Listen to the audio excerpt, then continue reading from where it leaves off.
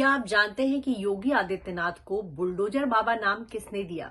ये नाम उनको दिया था अखिलेश यादव ने। हालांकि उन्होंने बुलडोजर बाबा उनको तंज करते हुए कहा था और उस दौरान योगी सरकार ने कई सारे बुलडोजर वाले एक्शन लिए थे। कई माफियाओं के घर तोड़े गए थे।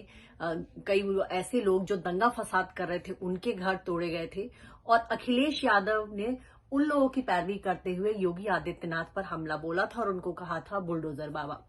लेकिन योगी आदित्यनाथ का बुलडोजर फॉर्मूला जो है पूरे देश के कई इलाकों में चल रहा है, चाहे वो पंजाब हो, चाहे वो महाराष्ट्र हो, चाहे राजस्थान हो या फिर चाहे मध्य प्रदेश हो। कई राज्यों में बुलडोजर एक्शन जो है सरकार ले रही है। हाल ही में इंडिया पाकिस्तान का मैच हो रहा था और उस मैच के दौरान महाराष्ट्र के सिंधुदुर्ग में एक कपल और उनका बेटा जो है, जैसे ही रोहित शर्मा आउट हुए, पाकिस्तान जिंदाबाद के उन्होंने नारे लगाए।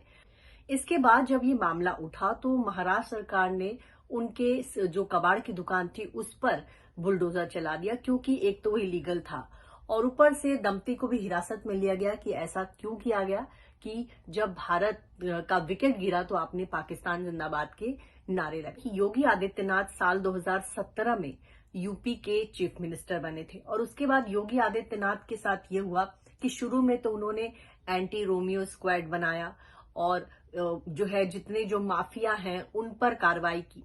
लेकिन उसी दौरान विकास दुबे नाम के गैंगस्टर ने 8 पुलिस वालों को मार गिराया।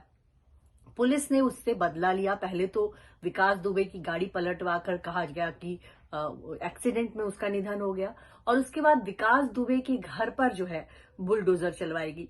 तो योगी सरकार का वो पहला बुलडोजर एक्शन था। इसके बाद योगी सरकार ने मुख्तार अंसारी, अतीक अहमद जैसे माफियाओं के खिलाफ बुलडोजर एक्शन शुरू किया।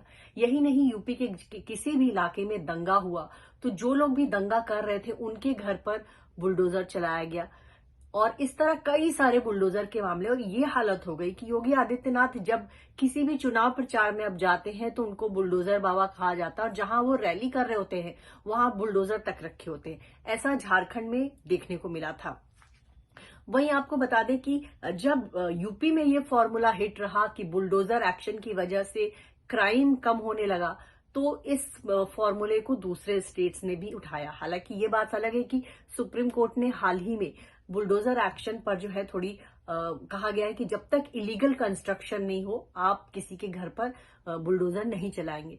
तो फिलहाल यूपी में अभी ये मामला कम है, लेकिन आपको बताएं महाराष्ट्र में, मध्य प्रदेश में, राजस्थान में, गुजरात में, पंजाब में भी बुलडोजर एक्शन देखने को मिला। आपको बताया कि पंजाब में ड्रग्स तस्करी का काफी मामला देखने को मिलता है। तो जो भी ड्रग्स तस्कर पकड़ा जा रहा है तो पंजाब सरकार उसके घर पर बुलडोजर चलवा रही है। इसी तरह मध्य प्रदेश में भी जब जब दंगे हुए या फिर कोई जुलूस निकल रही हो उस पर पथराव किए गए तो जहां से पत्थर पड़े उन घरों पर भी बुलडोजर एक्शन किए गए।